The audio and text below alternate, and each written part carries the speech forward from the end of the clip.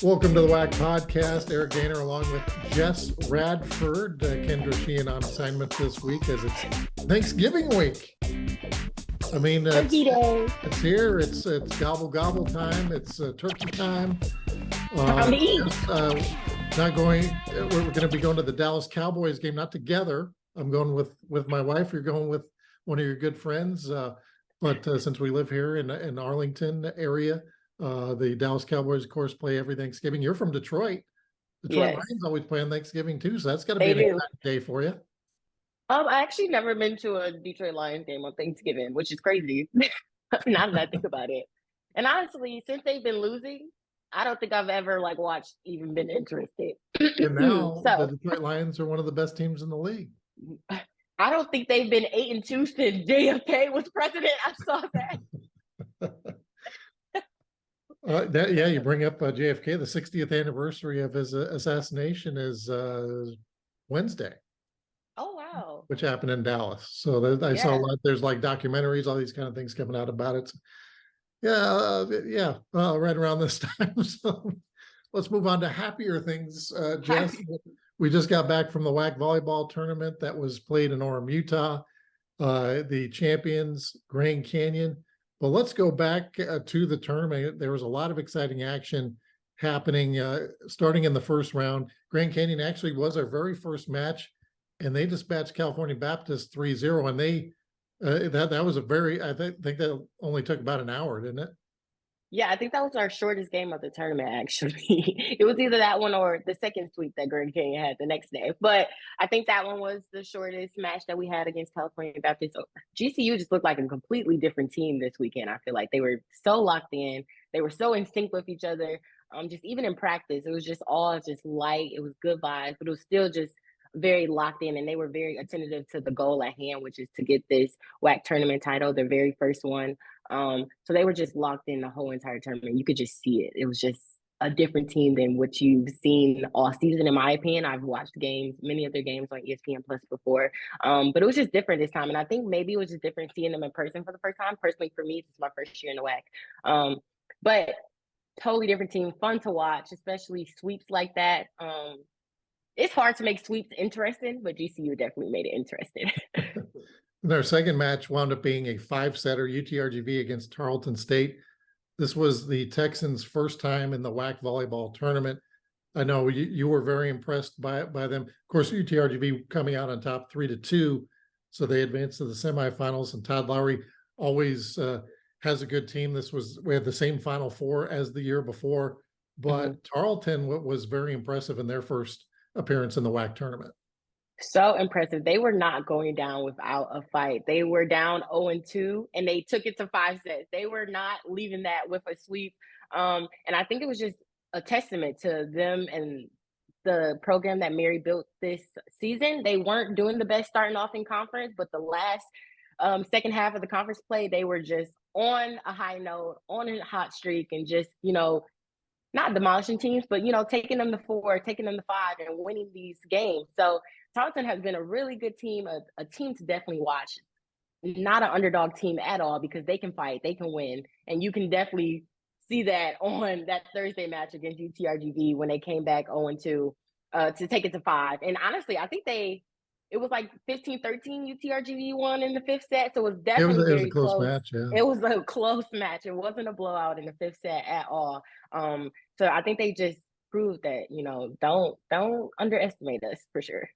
Yeah, 15-13 was in fact the score in the 5th set. And Mary Schindler, the head coach, she's been there 19 years. So she was there Division II, had them as one of the top programs in Division II, and now they will not be restricted next year, as this was the 4th year of the transition. They could qualify for the NCAA, so they look to be definitely a program on the rise as we move forward here in the WAC. Our third matchup of the day was Stephen F. Austin and Abilene Christian, and this was a 1-8. SFA was on a 16-match win streak. Abilene Christian had just been defeated on Monday, wound up getting the 8th seed, had an injury to one of their top players who was out, and just seemed like that was going to be one that the SFA was going to be able to cruise. But Abilene Christian put up a pretty good fight in that one. No, for sure. Second set, they won it, like you said, I think every time when it's a 1 and 8 seed, you think that, it's going to be an easy game. But of course, Abilene Christian is just like, honestly, Tarleton to me, a team that will fight, a team will not break down or, get nervous or, just blow a game. They were led by middle blocker Brianna Box. Oh, that girl, I liked watching her in person. Just a middle blocker getting all these kills because it's usually your outside of your right side that's leading the team. But to have a middle blocker leading your team in blocks and in kills, it was just really fun to watch personally for me. And yeah, that was another team that just was fighting to stay in this tournament, to get to the championship round too. But as we all know, SFA is just a really well poised, put together team, and they ended up winning that one 3-1. Yeah, and WAC Player of the Year, Elon Bradley had 17 kills and 21 points in that matchup.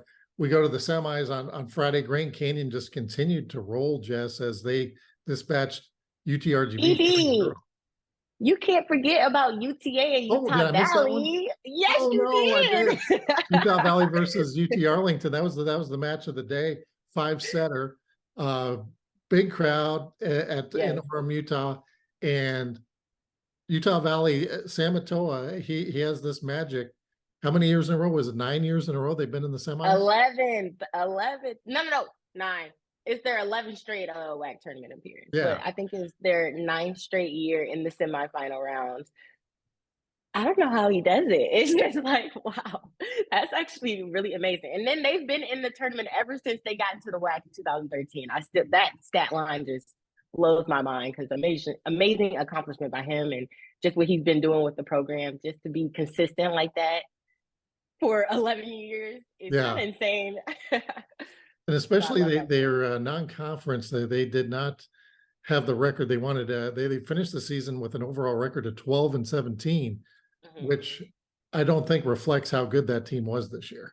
No, and I just think that you have to definitely watch them play, and I think watch them play in person to understand the level of competition that they do play. And you can definitely tell after this week that they probably should have won some of those non-conference games that they lost, and their overall record definitely doesn't reflect that because this is another fighting team within the WAC. I think all of our WAC teams just be fighting nail and tooth to get to where they want to be, but Utah Valley definitely, actually UT Arlington definitely took it to 5 sets because Utah Valley was up 0-2. I really thought that was going to be a 3-set match. Utah Valley looked so good the first 2 sets. They didn't even let UT Arlington get to 20 points, I think, in the first and second set.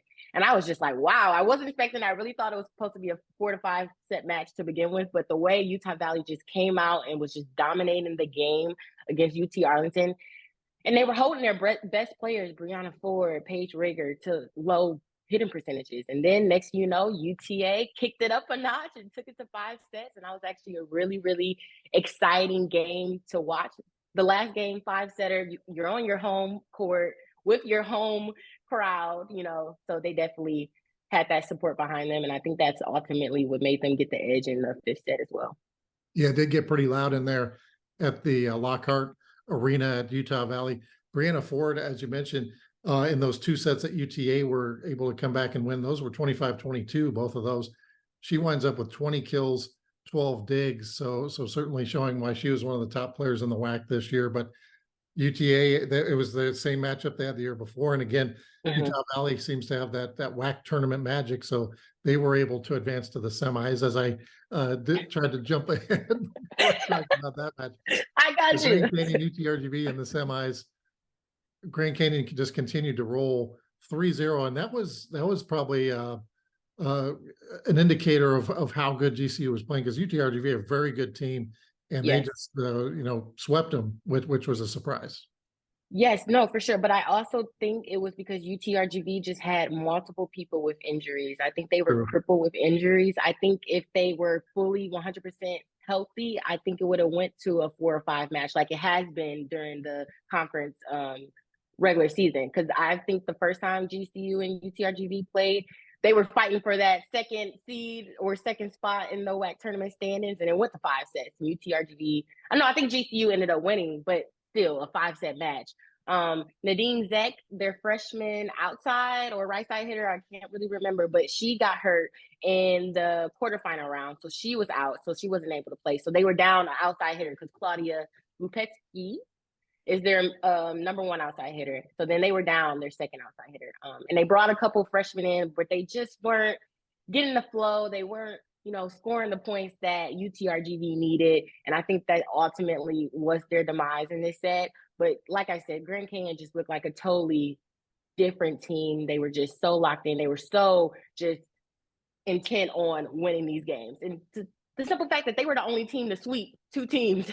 Yeah. So in this whole entire tournament run. So that's good for them. Tatum Parrott had 15 kills, 11 digs, again in a 3-set match. Claire Mitchell had 32 assists, 10 digs, also in a 3-set match. And those two in particular really played well the entire tournament. The other semifinal match winds up being Utah Valley taking on Stephen F. Austin. And the Lady Jacks come out on top. And that one, again, it's 3-1, but it felt like it was closer than that. Oh my gosh, an absolute nail biter in the fourth set. I had so much anxiety in that fourth set. What was it? 30-28. 30-28. SFA won in the fourth set. So, in those tight games like that, it's just going back and forth, especially if you're getting the 30 points. It's going back and forth for a while. Because you have to win by 2 in volleyball, obviously by the score. But it just seemed like it was the longest match of the tournament. Like, it was just everybody was on their toes. They were just locked into the game because nobody knew what the outcome was of this game. I'm actually was kind of sad. I was talking to you before we started recording that. I feel like Utah Valley could have took SFA to 5 sets. And I think it was just sad how it ended because they were out of rotation. They had the wrong server, but I think it was due to in part that they had a challenge the rotation before, and I think it just threw things off for them. So after they had the auto rotation call, of course, SFA won the next point and they won the match. So it was a little sad that that's how it ended. I really think that if they would have had the right server, they could have potentially took it to 5 because I think they had all the momentum on their side. I think it was a bunch of challenge calls, and I swear Utah Valley will always win the challenges for some reason. But yeah, so that was I think we just had really good games this tournament. I don't know if you usually guys have these type of games in past tournament, but I think it's me. I'm a good luck charm. Yeah, this was a very exciting tournament. SFA. So as I mentioned, they won the regular season title. They were 16-0 in the WAC, ran the table, 27-3 overall, with 3 losses only coming to Baylor, Arizona State, and then I think it was South Alabama was the other match that they lost. They had wins over Ole Miss and some other high quality programs. So a very good team. They had not even been pushed to 5 sets in the WAC this year. They actually hadn't played a 5-set match since early September when they beat Boise State. So that shows you how good SFA has been just all year long, so consistent. And so they advanced to the championship against Grand Canyon. So the 1 and 2 seed when it was all said and done. And Grand Canyon kept Uncle Mo, as they say, momentum on their side. Uncle Mo, for sure. Tatum Parrott, 30 kills on a .303 hitting percentage. She was absolutely amazing for the Lopes just this whole entire tournament, hitting in double digits, hitting high hitting percentages just for the whole. I wouldn't even be surprised if she hit over 400 just with all 3 matches combined that she played this weekend. But her and Claire Mitchell just are so we're just so in sync. I feel like Claire could just put up anything, and Tatum Parrott was putting the ball down.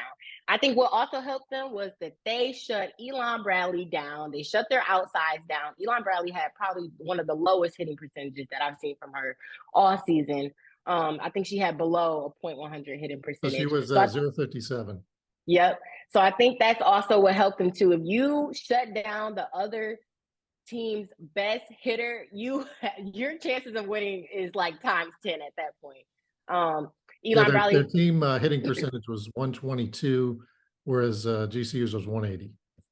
Yes. I don't think their hitting percentages really reflected what was happening. I think it was very low hitting percentage for both teams, honestly. When I saw at the end, I was like, wow, GCU didn't even hit over 200, which I was surprised. But I mean, blocking, I think SFA probably had 13 team blocks. GCU had 12. They were neck and neck. They were just blocking the crap out of each other. And I think that's what you need when you have good hitters, when you have a Tatum Perrott on GCU, when you have an Elon Bradley on SFA, your blockers need to be on point, because if you can't get a touch and you can't get a block, your back row is just getting getting dominated. If you don't have a really strong backcourt to put up to get those digs or those hard swings that Tatum and Elon put down, then you can't even side out. You can't even get a point. So great, tremendous. I just think defensive effort from both teams, but of course GCU just had the better team. I think they just looked better. SFA kind of looked out of sync.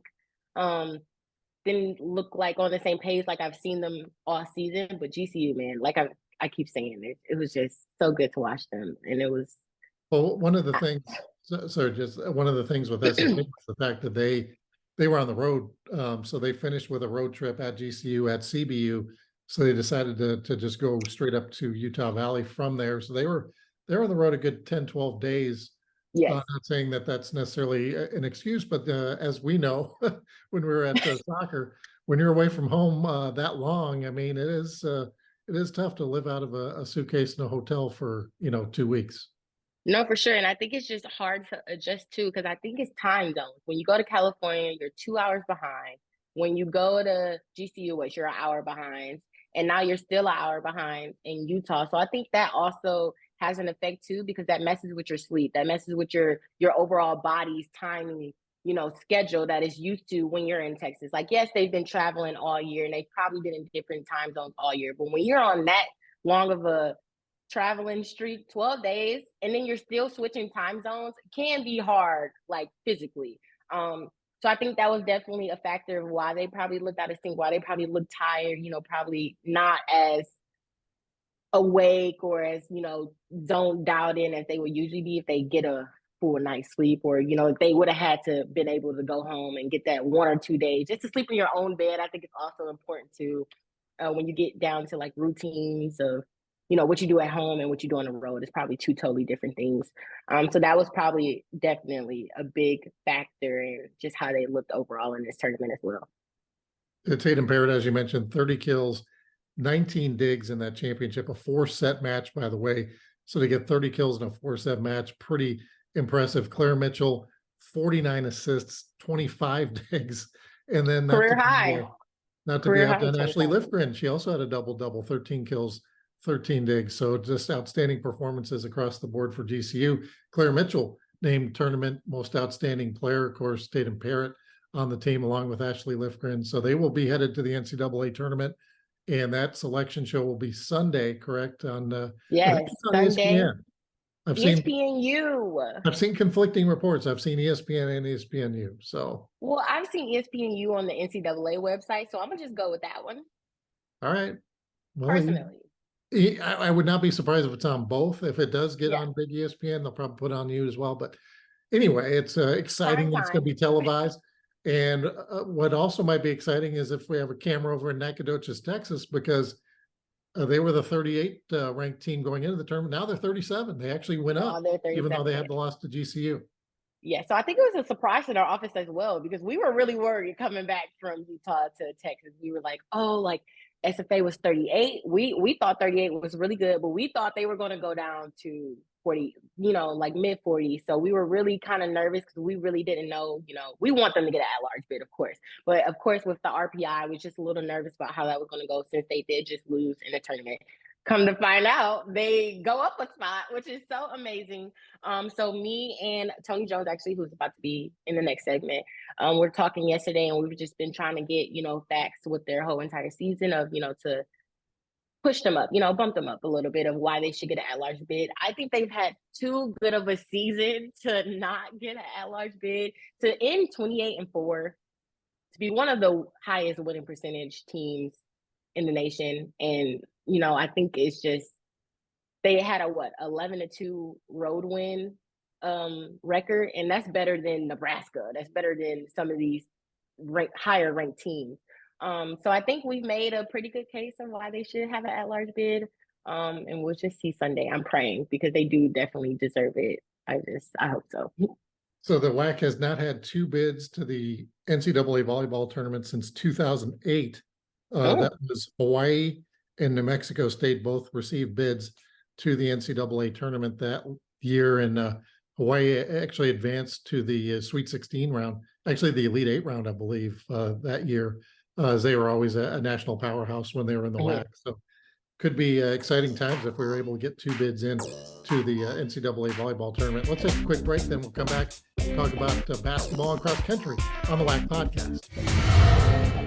Welcome back to the WAC podcast. Eric Danner, Jess Radford. Women's basketball Ticket Smarter Players of the Week, California Baptist Chloe Webb, and UTRGV's Cade Hackerat, or the Ticket Smarter Players of the Week. Chloe Webb, the player, and Hackerat, the newcomer.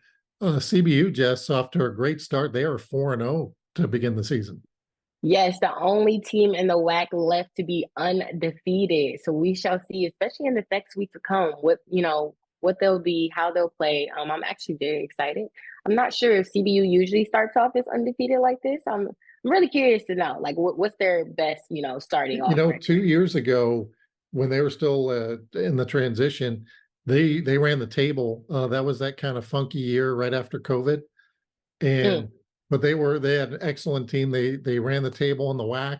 I believe they were undefeated overall as well that year, and they were unable to go to the NCAA tournament. They won the WAC tournament, and then they were able to go to the WNIT, and then made it a couple rounds in the WNIT. So that program that Jared Olson has put together is excellent. Of course, they lost Trinity San Antonio. She transferred to GCU, but they have not missed a beat at all. And with Chloe Webb getting our Ticket Smarter Player of the Week, of course, one of my favorite stories with her uncle is Terrell Davis, the Denver Bronco Pro Football Hall of Famer, was a Super Bowl MVP, rushed for 2,000 yards one season. He was the league MVP as well that year. So, of course, being from Colorado, Terrell Davis, very, very well thought of there. And he was at our tournament last year. It was because I didn't know, I hadn't done a deep enough dive to know that he was Chloe Webb's uncle. But everybody was like, "Hey, did you see Terrell Davis? He was checking in at the Orleans today." And like, what's he doing at the Orleans, during the tournament? Then he's at the game. And then sure enough, it was, his niece is playing in the game. So that is so funny. Well, Terrell Davis, if CBU is in this tournament next year, I should see you. You should be there front row. And the way they're starting off, that should be a given. But the 4 wins, UC San Diego, they won at San Diego State. They also won at home this past week against Long Beach State and UTEP. They have Portland coming up, and then we have next week. So we have Thanksgiving is always kind of a funky week in terms of schedule because, teams don't want to play on Thanksgiving, but then you have some teams that are going, like on the men's side, Stephen F. Austin's in the Cayman Islands, and you see some of these MTEs as they're called. These I forget what the MTE stands for, but it's basically like the old tournament but it's not really a tournament. Maybe it is. I don't know. But anyway. Chloe Webb had a dominating weekend against Long Beach State and UTEP. So she averaged 26.5 points, 8 rebounds, 3 steals per game this week. She actually had, I think, a career high, 29 points against Long Beach State. And I think it's so funny because Long Beach State and UTEP were both 3-0 before they came into Riverside. And of course, California Baptist was also undefeated and beat both of these teams. When she went against UTEP, she was scoreless in the first half, but then she stepped it up and had 23 of her 24 points in the second half and in overtime. So I think that was a tremendous job by her just stepping up for her teammates because they obviously really did need her, and she stepped up when they needed her, and boom, they won against UTEP in overtime. So, to remain undefeated. So California Baptist is definitely probably a team to watch this season. So they host Portland on Wednesday coming up. And you mentioned they're the only undefeated team right now. Abilene Christian 2-1, Grand Canyon, Utah Tech at 2-2, and then everybody else is under 500. But that sometimes happens, in these when you start with non-conference play. It depends on the level of competition that you're going to have. But I was going to say next week is actually our first week of conference play, which is a little different because usually we don't start until after January 1st. Kind of the way the schedule fell this year, it was either having it, they decided to move it to this particular week, or having it, kind of in that Christmas, New Year's when there's nobody on campus. So I think a really smart move by our administration, Brian Thornton, Drew Spira, and all the people who, approved the schedules. that they moved that first week to this right after Thanksgiving, when students are still going to be there, when there's still a lot of excitement on campus for some of those. Oh no, for sure. And I think I think the atmosphere that our teams or in our schools that they have at their games are actually probably insane. We all know GCU and the Havocs. That gym is probably one of the hardest gym in the country to play in. But I think CBU has a good atmosphere. They just has created a culture around their basketball teams, and they're creating a good environment for their teams to win in. I think our WAC schools are very focused and have dialed in on that and trying to really build up that. So I think that's probably one of my favorite parts about our basketball teams is their fan engagement. I think is really good. I don't really see many teams like that. Of course, when you have the bigger schools, but just to see our conference like that have that engagement is actually really good to see, and I love it actually. We also had the NCAA cross country championships this past week in Virginia. California Baptist again doing well. They had two teams qualify, their men's and their women's.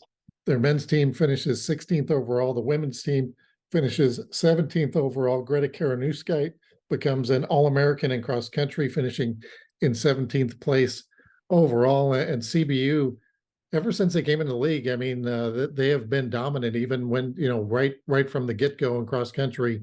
And so shout out to the Lancers on 2 top 20 finishes this year at the NCAA championships. What is it? Lance up? Lance up. I'm gonna do both because I'm not sure which hand to do it with, but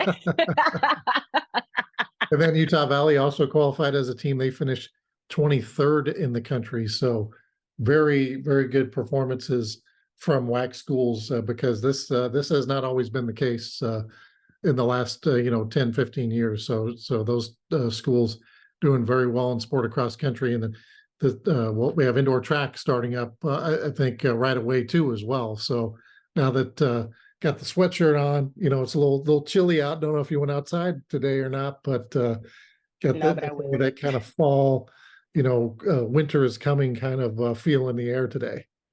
Does it look fall outside? Is the trees changing colors? I haven't even opened up. When we were at Utah Valley, they were changing colors. That's for sure. Oh, and speaking of Utah Valley, I just want to give a big shout out to Utah Valley staff. I think that was probably one of the best staff I've worked with personally. They were just oh my God, they just wanted to help in any capacity. They had a really good student, participation. I think just with their marketing and just their overall facilities, they were just so nice. I think they actually made that a very smooth transition. They helped out a lot. So Utah Valley staff. And then now that we're done with the WAC fall championships, I had a chance to go to 3 of them. I think I was the only person in the office, so I'm on top of the leaderboard in the oh my gosh number of championships in the fall because I did go to cross country and then women's soccer and volleyball. But all 3, Abilene Christian, California Baptist, Utah Valley, all put on fantastic championships. So again, shout out to those crews. But in particular, Jeff Ellengren, something like that. Yeah. Jeff. Shout out to him. He was my personal escort around town on Saturday. We're going to be debuting a thing we call Commission on Campus here in the next month, and had a chance to visit with some of their student athletes, Nick Clements, a track and field athlete, and Nikki Yolanda, outstanding soccer player, Brian Thornton. So we're really excited about this project, but had to have some assistance getting around campus, getting around town, and turned out, unbeknownst to us before we got there, that BYU and Oklahoma were playing football that day. Of course, Utah Valley and BYU are only 3 miles apart from each other. So when you say there's a football game going on at BYU, it's basically going on in Orem too, because a lot of Oklahoma fans. There were some on my flight. I know there were some on your flight, and they travel. And I guess they're going to the SEC next year, so this was the only time they're going to go to BYU. So maybe they wanted to check out, Provo and Orem. Yeah, I think so too. I would. I heard you guys were getting a lot of dirty looks that you guys had 2 big cameras in smack dead in the middle of this pancake or breakfast place. And you guys were getting some bombastic side eyes because you were ruining people's breakfast. I don't think we ruined anybody's breakfast, but yeah, we definitely did take up some space there. So shout out I mean, to when you see a tall man like Brian walking in, you're like, what's going on here? where are these people going with cameras? I'm just trying to eat some pancakes. But no, shout out to True Religion. And Utah Valley has a very good culinary program on campus, and the head chef also is the head chef at True Religion, which is where we had that fantastic breakfast there. So it's and we had a chance to see that just a beautiful setting that Utah Valley is. Kind of the weather got progressively worse as we were there, to the point where it was starting to kind of rain, and it was supposed to snow before we took off. So yeah, very good experience there at Utah Valley. And shout out to Sam Matoa, the volleyball coach there as well, for hooking us up with Yes. some gear as well. So Some merch. when we come back, we're going to have Tony Jones on next and talk some WAC men's hoops. You're listening to the WAC podcast. Welcome back to the WAC podcast. Eric Danner now joined by Tony Jones, our Assistant Commissioner of Communications and oversees our men's basketball media relations. Tony, we're a couple weeks in to men's hoop season, and it's Thanksgiving week, which is always kind of funky, I guess, for lack of a better term, because we see teams we like Stephen F. Austin is over in the Cayman Islands. You see some teams trying to play some home games. And what kind of adds to it maybe this year is they play these games, but then at the same time, they got to keep an eye towards next week when WAC play begins. That's going to be the strangest thing, is having November conference games into December as well. That's an extremely early start to the year. And that's kind of a function of, adding those extra games into the conference schedule this year with some of the changes in membership over the past, calendar year. You got to put those games somewhere, and you're not going to play your tournament later because everything is kind of reliant on finishing at a certain time for NCAA selections. So, that means an extra couple weeks earlier on in the season. So that will possibly be the stranger part of the whole deal. But, as you said, Eric, this week is usually one of the busier weeks in the basketball calendar, both, on campuses and with teams hosting games, but also getting to some locales, Cayman Islands, Florida, California, Texas, anywhere that's kind of a destination from your campus. That's really what goes on this week. And, back to my own time on campus, the first time I ever sort of missed Thanksgiving dinner was my first year in communications, a 12-hour bus ride to Lubbock, Texas for a women's basketball Thanksgiving tournament at Texas Tech back in 2011. So yeah, I know very well the Thanksgiving travel and kind of what some of these teams are up against. But again, if you're the coaching staffs of these programs, it's a good way to kind of keep everybody together. There's not enough time, unfortunately, for the basketball student athletes to go home on break, but get some quality games and, potentially see somewhere great, as you mentioned, like Stephen F. is, and on their way toward hopefully winning a tournament championship as well.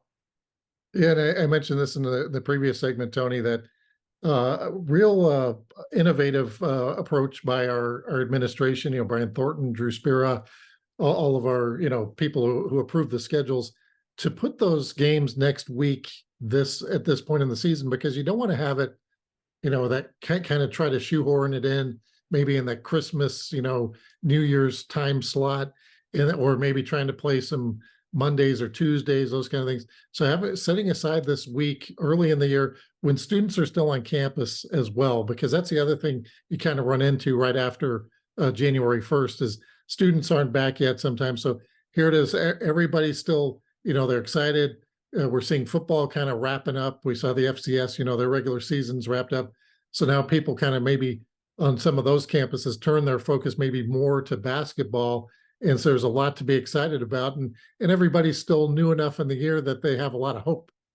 Still a bit of a taste, I guess we'll call it, of conference play. Yes. Of you sort of dip your toe in if you're those teams playing those first couple games, and it's probably going to be strange for the coaches. I can't honestly think of, at least recently, any other scenario with conference where you'd have a week or two sort of leading in, as you said, before the Christmas break, to then come back after New Year's as you normally would into your conference play. So it's a bit of an adjustment, I'm going to assume, on the coaching staff's point of view of, all right, you've got to kind of jump into your conference scheduling, or your conference scouting, and look ahead to some of those early conference matchups. And then, as you said, some of our teams are back to some tournaments and things around the holidays, or some even have that extended break from around the 21st or so to toward the end of the month. So it gets really scattered there as you get toward the start of the new year when conference play usually kicks in. But again, I think, as you said, a great job by the administration and everyone involved in scheduling to do it in a fair way to where, like you said, you can open conference play officially in front of some students and in front of some crowds on campus, and not totally butting up against holidays or break or anything like that, but also to be able to come back kind of full bore with the meat of the conference schedule and still be able to have that bit of a time to turn around before the tournament, where you're not kind of finishing on a Monday and starting your tournament on a Wednesday type of thing. You're able to give teams adequate rest at the end of the regular season to get into the tournament in Vegas. And you also saw the Conference USA scheduling alignment. We've had some of those matchups early in the year as well. So teams getting tested right away. Of course, depending on the schedule, some schools have played Power 5 opponents already. We saw some big wins in that Conference USA scheduling agreement. And starting off the year, Grand Canyon, who was picked to win the league, they are 3-1. They played South Carolina in a tough game in the Desert Diamond Arena. They beat San Francisco. They had some big wins over Northern Arizona, Southeast Missouri State, and they have our newcomer of the week, Tyan Grant Foster, TGF, as he's called. An amazing story there, Tony, in that started out at Kansas, went to DePaul, had a health issue, hadn't played for a couple of years, and now is at GCU and is one of the top players, if not the top player so far early in the year for the Lopes. Looks like he really hasn't missed a beat either, which is, again, to add an element like that to a GCU team that did see some departures, did see some guys exhaust eligibility at the end of the championship season, and even some of the younger players maybe head to other situations that were a little more aligned with, I know in some cases, family ties and things like that. So for Coach Drew to reload with someone like a Tyan Grant Foster is just an unbelievable signing for GCU, and that's paid dividends thus far. You kind of alluded to it. He's the leading scorer in the conference, about 21.2 or so through 4 games per game. As you said, for a guy who hasn't played a whole lot of basketball these last few years, and they're not doing it against tomato cans, shall we say, on their schedule. They really stepped out early in their scheduling and have played a good schedule to get to that 3-1 mark. 74 in the latest KenPom rankings coming into today, which actually puts them second behind Stephen F. And we can touch on them here in a little bit, but they're kind of shooting their way up here with their success in the Cayman Islands and elsewhere in their non-conference. But GCU's, I think, exactly where they want to be. They're off to a good start, and even the game that they lost was still a well played game by them. It wasn't a blowout or a runaway or anything like that. So I think they're exactly where they want to be. They've got enough of those games on the non-conference schedule. Still a few more opportunities on national television as well, which is great for their brand, great for the conference, and certainly looking forward to seeing what they can do as we kind of ramp up to the conference schedule. Yeah, Stephen F. Austin, you mentioned them, Tony. They're down at the Cayman Islands. They're 4-1 right now. A couple of big wins down in Georgetown, Grand Cayman, beating Loyola Marymount by 10. Then they beat Drake 92-68. And as we record this on Tuesday, they're going to be playing Utah State, 7:30 Eastern time. Utah State, a team that played Southern Utah already, so they played a couple of WAC opponents. Southern Utah was beating them pretty good before Utah State was able to come back in that one. So it'll be interesting to see if SFA can come away with that championship in the Cayman Islands. Yeah, that's another top 100 game for SFA. So again, that's a 4-1 record with quality games, and Utah State game will be no different. Prior to that game, Stephen F. was 67th in the latest KenPom. So again, working in the right direction. Same with GCU. I'm sure both teams would like to be higher and are hoping, as we get to February, March, to certainly be higher to put their name in the mix, not only for obviously trying to get our automatic bid at the tournament, but to get preferential seating based on sort of where they're sitting. And obviously Ken's rankings are not the official rankings for the tournament, but he certainly has a great pulse on how things are going in college basketball. His algorithm really, I think, complements the NCAA net that we'll see here in the next few weeks as we get toward conference play. And that's kind of the main metric that's used for selection. But that KenPom ranking really is a great measuring stick of taking into account your strength of schedule, your strength of record, your performance against same, and some of the other really cool efficiency numbers and things, both individually and as a team, if you want to dive into that. So it's kind of a haven for basketball junkies to dive into the numbers. But no, again, Stephen F. Austin was another team in the preseason. It was Grand Canyon 1, Stephen F. Austin, maybe not as close in terms of the first place votes, but they were right there in second place. It was Grand Canyon 1, Stephen F. 2, almost universally across the board within our 11 head coaches. So not really a surprise to see those two kind of out front early on, with another sort of wild card team in CBU also at 4-1. Our Ticket Smarter Player of the Week goes to Shamar Wilson. UT Arlington, of course, with the new head coach and KT Turner. And I know they didn't win a game last week, Tony, but they played New Mexico. They played number 4 ranked Arizona, number 5 ranked Arizona. So, but Shamar Wilson putting up big numbers against both of those schools. I want to say that, and I'll shout him out, Jason McBain at UTA, I want to say had the stat. I believe Arizona's sold out either every game, every non-conference game. There was a stat he had since 1982. So you're talking about one of the most hostile environments in college basketball. That's, I mean, again, a long-standing successful program in Arizona, but they pack that building out every single game, year in, year out, game in, game out. And to sort of jump in there, if you're UTA in the early going of a season, that's a heck of a step up and kind of punching up in competition, coming off of, as you said, that disappointing loss at New Mexico, where UTA ran them down. They were down by 10, ran it down to a tie game at the end, lost at the buzzer by 2. It's a really tough decision, but again, not every record is equal. And you look at that 2-2 for UT Arlington, with the 2 losses being a heartbreaker at New Mexico and a loss to the number 3 team in the country in front of a packed house, 18,000 people. And with Shamar Wilson playing how he did, 24, 7, 2.5 blocks, 76% from the field over those 2 games. I mean, that's incredible to not only put up those kind of numbers in any 2-game stretch, but to do it against quality opposition on the road, and quality opposition within your first 4 or 5 games of a season. So that's 2 weeks now. We've seen players from UTA with Shamar, and in the first week as well with a Player of the Week honoree. So KT Turner, is kind of making an impact right out of the gate with the Mavs, and doing it with some players who are familiar faces not only to the conference, but in Shamar's case, he's been on that roster. He's been in the system here for a little bit, and things are really looking up in Arlington for the Mavericks. Tarleton is off to a 3-2 start, and we want to wish good wishes to Billy Gillespie, their head coach, who has stepped away for the moment to deal with some medical circumstances. Of course, I did a story on Coach Gillespie a few years ago, and it's well documented that he had a kidney transplant.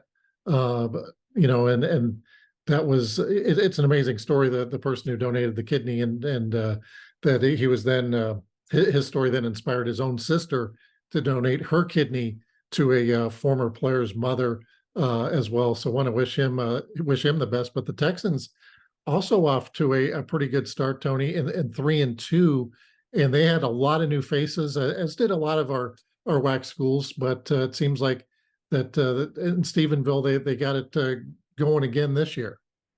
Yeah, and I would say the guy who's probably stepped up the most in the early going is actually a guy who's one of the familiar faces in Ja'Cory Smith, who honestly, if it wasn't for Gordon and Wilson from UTA, for Grant Foster, Dominique Daniels from CBU, we would have seen Ja'Cory Smith, I think, in the weekly awards thus far, because he's put up some huge numbers for the Texans, especially week 1. He was another 20-point double-double player that unfortunately ran into 2 or 3 other guys who had kind of similar outputs in that opening week, and unfortunately did not get that recognition, but we certainly want to shout him out now. He's right around 16 or so points a game in the early going through 5 games. Tarleton had already gotten 5 games in at time of our recording. So, and they're not shying away from the competition either, heading out to California to get some games in around this holiday time, and, to do so without your head coach on the bench is all the more impressive, and shows that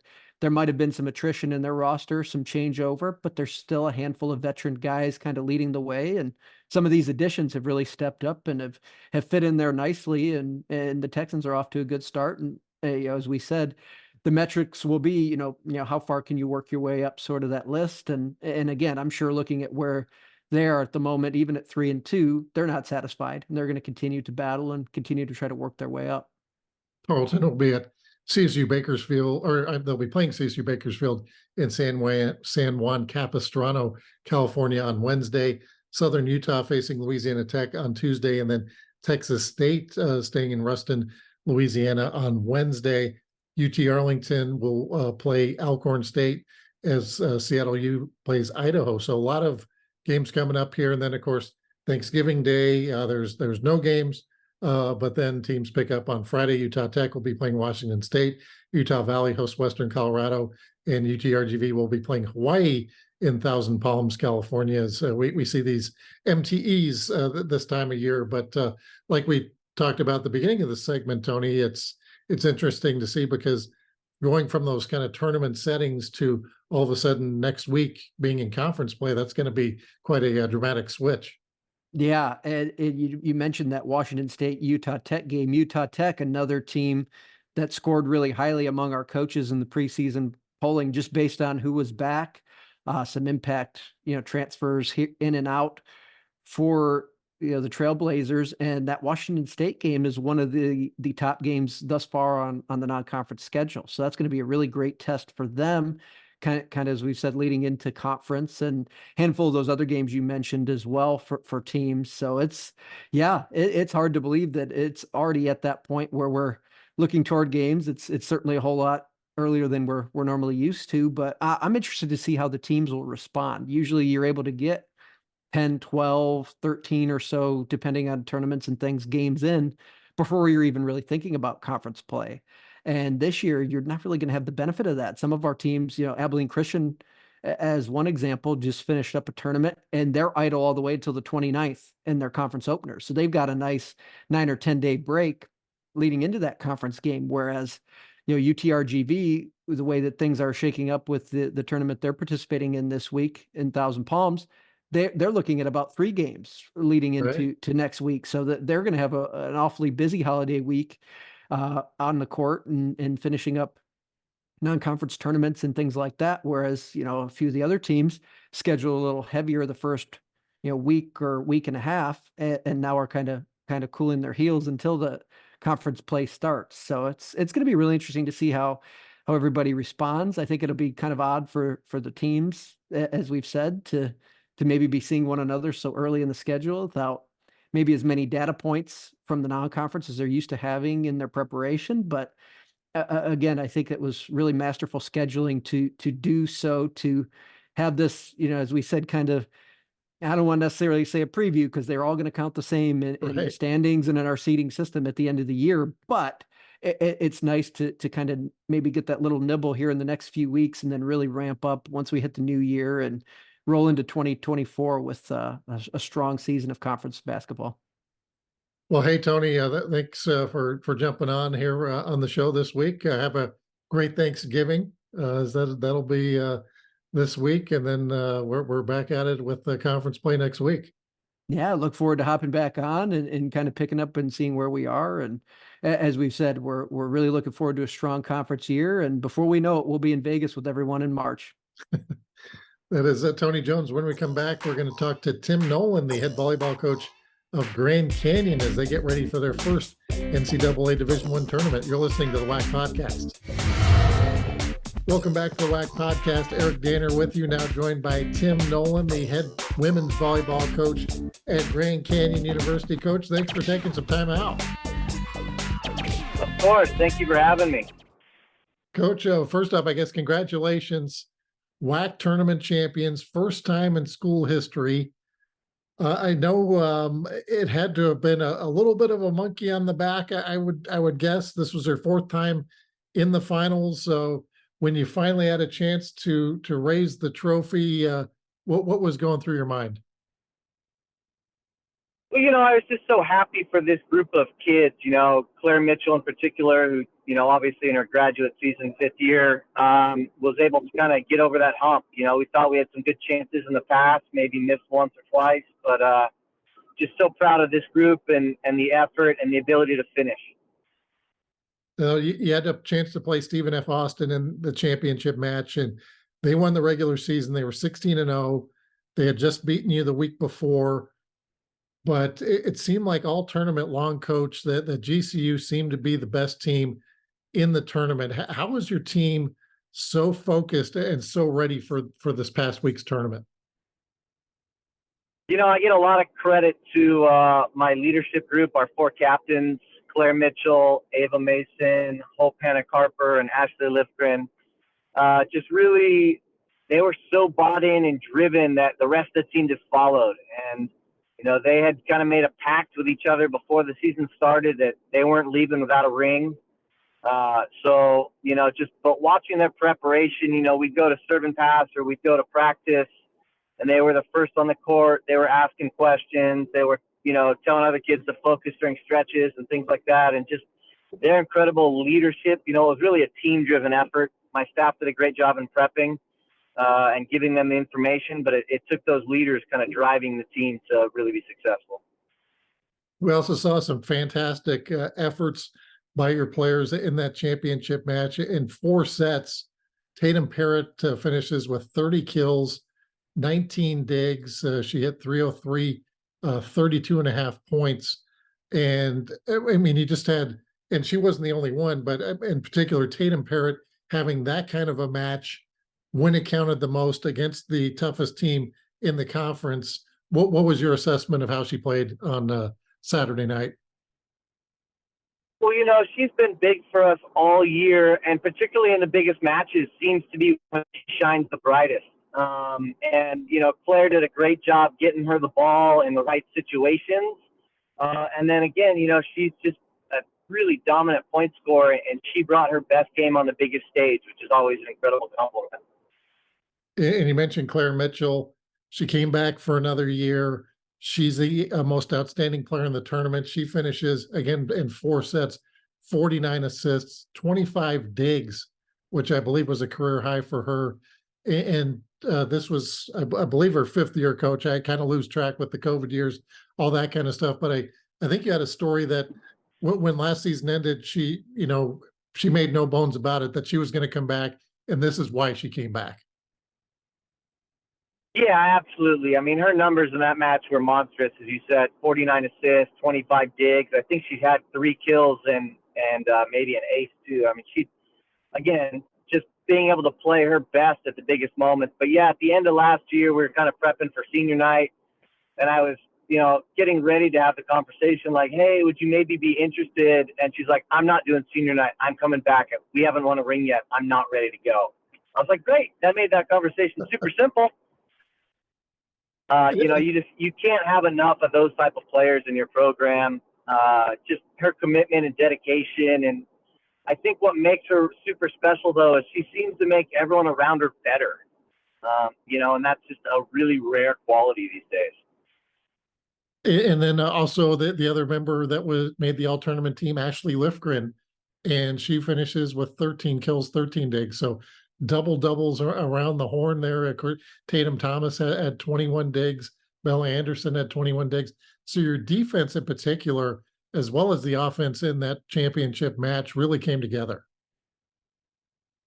Yeah, super, super proud of that effort. We had to change our scheme a little bit to accommodate them. Give Stephen F. Austin credit. Winning the regular season without dropping a match in conference play, coming into the tournament, with as big a momentum as anyone at that point. We figured that we had to make some adjustments and take some gambles to try and change things up on them. And it's just really fortunate that our players, were patient enough and savvy enough to make those adjustments in that week and then be able to execute them. Well, Coach, you're heading to the NCAAs. It's kind of that weird time of year. We got Thanksgiving this week. Tournament ended on Saturday, and now you have to wait until this Sunday to find out who you're playing. But I guess part of the good news, I saw the latest RPI rankings. You guys went from, I believe, 96 up to 76 this past week, which I guess potentially could bode for a better draw for you this week. Have you dove into who you might be playing or where you might be going? Oh, it's always so hard. We're incredibly honored to be in the tournament, kind of looking at who we think is going to host in the Western half. You Stanford and Oregon and Washington State are all going to host. You got to think BYU is going to host. And then I guess the big question mark is, does Arizona State host or not? And that's going to come down to their last couple matches here. But, we're looking to go and play whoever they give us. We can't control it. It's out of our control. So for us, we're just going to enjoy this Thanksgiving break, be thankful for the incredible run we've had, and come back on Saturday and train hard and prep on Sunday, and then sit down and kind of watch that selection show and just soak it all in. So Coach, how do you handle this week? I know I'm talking to you, you're driving on the road. Imagine some of your student athletes might have had an opportunity to maybe get home for Thanksgiving. I'm not sure how that works during the season, but as far as trying to keep everybody so that they are going to be focused when the NCAA tournament rolls around. Yeah, fortunately, I've had some repetitions of this with my previous institutions. I'm going to have a good schedule. We practiced this morning, we practiced yesterday morning, and then our kids are able to get out and get home. We have a couple, international kids who maybe can't go home, and so they'll go to some of our local kids' house and celebrate with their families. But it's important to give your kids that family time, so that way when they come back and we have that practice on Saturday, they're rested. They're I like to call it their buckets full. And they're really ready to dial in and commit to focusing on volleyball for the next 2 or 3 weeks, or however long we can stretch it out. Well, Coach, I know you're focused in on who you're going to be playing next week and your own team, but at the same time, with Stephen F. Austin, they actually moved up a spot also in the RPI. There's an opportunity the WAC could get 2 teams into the NCAA volleyball tournament, I believe for the first time since 2008. Back when Hawaii was still in the league. What does, if they were to get in, even if they aren't able to get in, what has WAC volleyball been like for you as far as competition goes from the time you came into the league to now?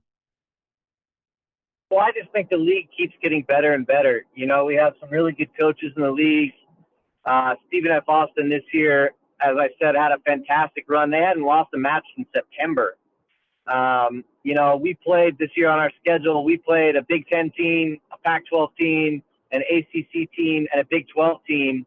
And I think they're as good or better than all of the teams we played. And 2 to 3 of those teams are going to be in the tournament. So, I think they're deserving. I think it's great for the WAC. I think it just showcases how good volleyball is getting across the country. I think their RPI is in the mid to upper 30s right now, which in my opinion should be a pretty easy decision to get them in the tournament. It's a lot easier for me than that committee. I understand they have a tough job to do, but I think Stephen F. Austin has earned the right to be there. They played a tough schedule. They did very, very well. And even if they just miss, I just think WAC volleyball is really on the rise. There's a lot of good programs and a lot of good coaches that are doing some special things around the country. Well, hey, Coach, I thank you for taking some time out. Enjoy your Thanksgiving break, and we will be rooting for you guys in the NCAA tournament. Thank you very much. You have a great Thanksgiving as well. All right, that is Tim Nollan, head women's volleyball coach at Grand Canyon University, and thanks for listening to the WAC Podcast. Thanks for listening to the WAC Podcast. Make sure to follow us on Facebook, Instagram, Twitter, and YouTube. And check out our website at wacsports.com.